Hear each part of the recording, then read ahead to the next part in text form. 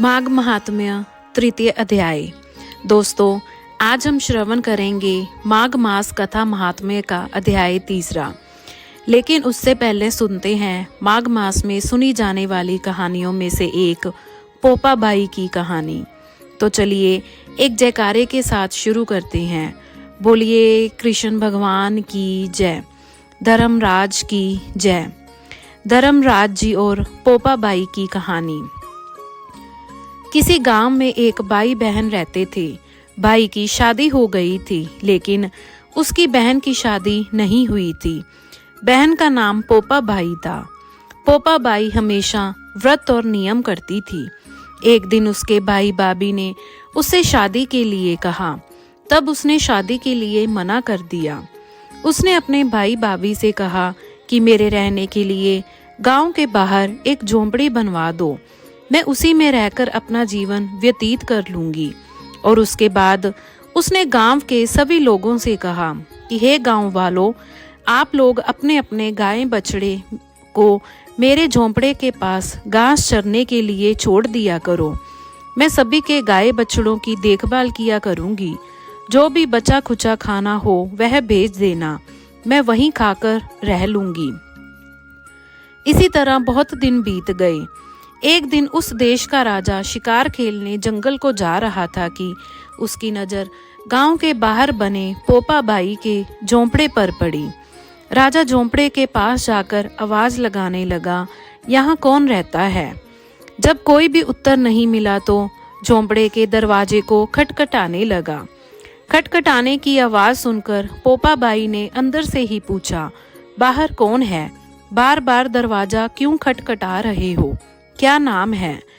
तब राजा ने उत्तर दिया, मैं इस देश का राजा हूँ, मैं तुम्हारे साथ विवाह करना चाहता हूँ। पोपा बाई ने कहा, अपने महल को लौट जाओ, मैं पराये पुरुष का मुंह नहीं देखती। लेकिन राजा ने उसकी बात पर ध्यान नहीं दिया और बलपूर्वक पोपा बाई को उठा अपने घोड़े पर बैठाकर महल की ओर चल पड़ा। पोपा बाई ने राजा को श्राप दिया, हे राजा, तेरा राजपाट सब नष्ट हो जाएगा। महल में पहुंचकर राजा ने अपनी रानियों से सारी बात बताई। पूरी बात सुनकर रानियों ने राजा से अनुरोध किया कि पोपा बाई को सही सलामत उसकी झोंपड़ी में छोड़ आए।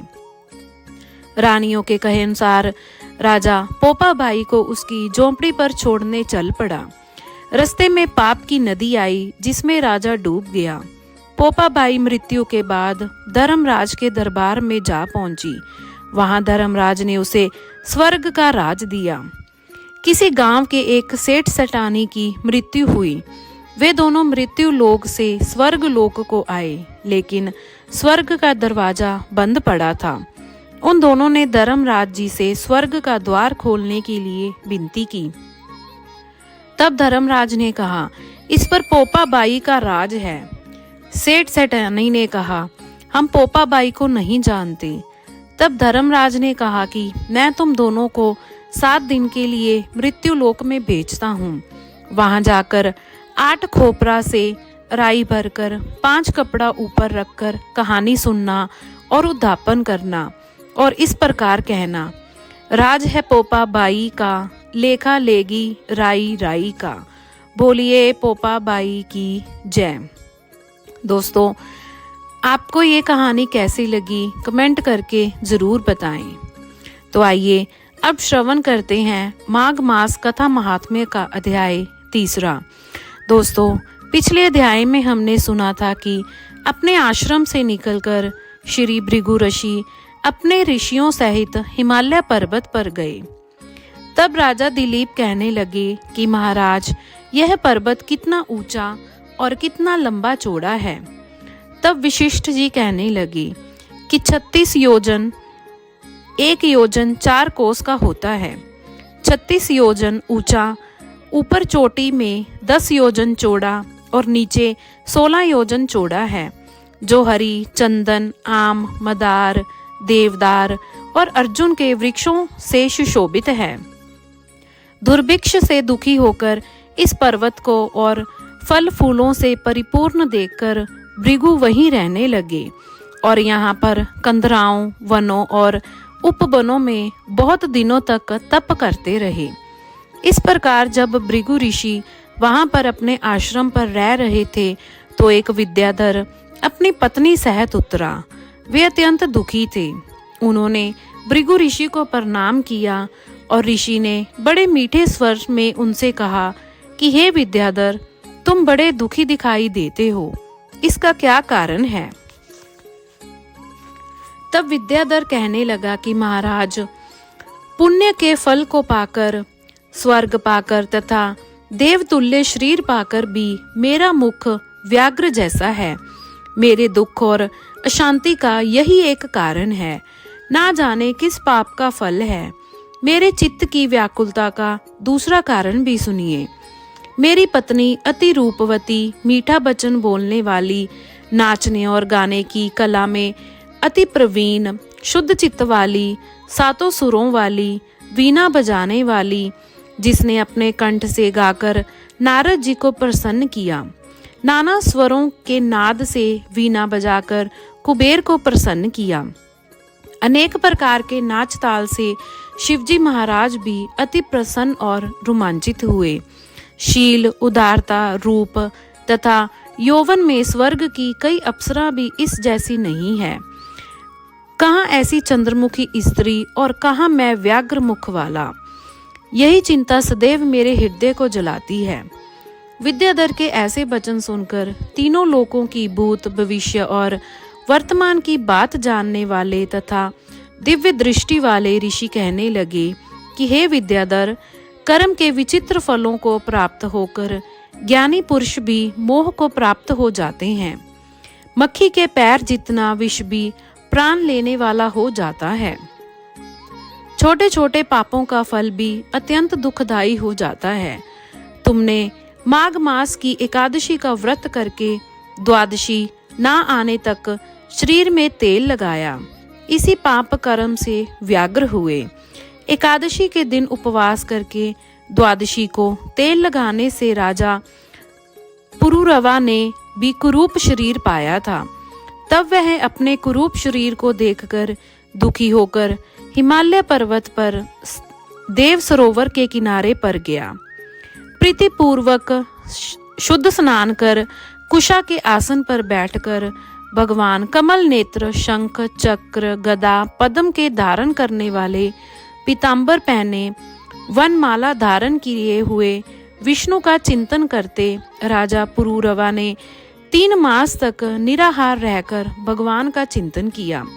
इस प्रकार 7 जन्मों में प्रसन्न होने वाले भगवान राजा के 3 महीने के तप से ही अति प्रसन्न हो गए और माघ की शुक्ल पक्ष की एकादशी को प्रसन्न होकर भगवान ने अपने शंख के जल से राजा को पवित्र किया। भगवान ने उसके तेल लगाने की बात याद दिलाकर सुंदर देवताओं का सा रूप दिया, जिसको देखकर उर्वशी भी उसको चाहने लगी और राजा कृतकृत्य होकर अपनी पुरी को चला गया। भृगु ऋषि कहने लगे कि हे विद्याधर, इसलिए तुम क्यों दुखी होते हो? यदि तुम अपना यह राक्षसी रूप छोड़ना चाहते हो तो मेरा कहना मानकर जल्द ही पापों को नष्ट करने वाली हेमकूट नदी में माघ में स्नान करो, जहाँ पर ऋषि सिद्ध देवता निवास करते हैं। अब मैं इसकी विधि बतलाता हूँ। तुम्हारे भाग्य से माघ मास आज के 5वें दिन ही आने वाला है। पौष शुक्ल एकादशी के इस व्रत को आरंभ करो। भूमि पर सोना, जितेंद्रिय रहकर दिन में 3 समय स्नान करके महीना भर निराहार रहो। सब भोगों को त्याग कर तीनों समय भगवान विष्णु का पूजन करो। जब तुम द्वादशी को शिवजी स्तोत्र और मंत्रों से पूजन करोगे तो तुम्हारा मुख देखकर सभी चकित हो जाएंगे और तुम अपनी पत्नी के साथ सुखपूर्वक क्रीड़ा करोगे। माघ मास के प्रभाव को जानकर सदा माघ में स्नान करो। पाप दरिद्रता से बचने के लिए मनुष्य को सदा यत्न से माघ मास का स्नान करना चाहिए। स्नान करने वाला इस लोक तथा परलोक में सदा सुख पाता है। वशिष्ठ जी कहते हैं कि हे दिलीप, भृगु जी के यह वचन सुनकर वह विद्याधर अपनी स्त्री सहित उसी स्थान पर पर्वत के झरने में माघ का स्नान करता रहा और उसके प्रभाव से उसका मुख देव सदृश हो गया और वह मणिग्रीव पर्वत पर आनंद से रहने लगे। भृगु जी भी नियम की समाप्ति पर शिष्यों सहित ईवा नदी के तट पर आ गए। इसी के साथ माघ मास महात्म्य का दूसरा अध्याय यही समाप्त हुआ। बोलिए श्री विष्णु भगवान की जय। आगे के अध्याय सुनने के लिए आप सभी से निवेदन है कि हमारे चैनल को सब्सक्राइब करें, वीडियो को लाइक और शेयर जरूर करें। अपना प्यार और साथ हमारे साथ ऐसे ही बनाए रखें। धन्यवाद। जय श्री कृष्णा। राधे राधे। और अगर आप कोई सुझाव देना चाहते हैं तो कमेंट बॉक्स में कमेंट करके ज़रूर बताएं। धन्यवाद।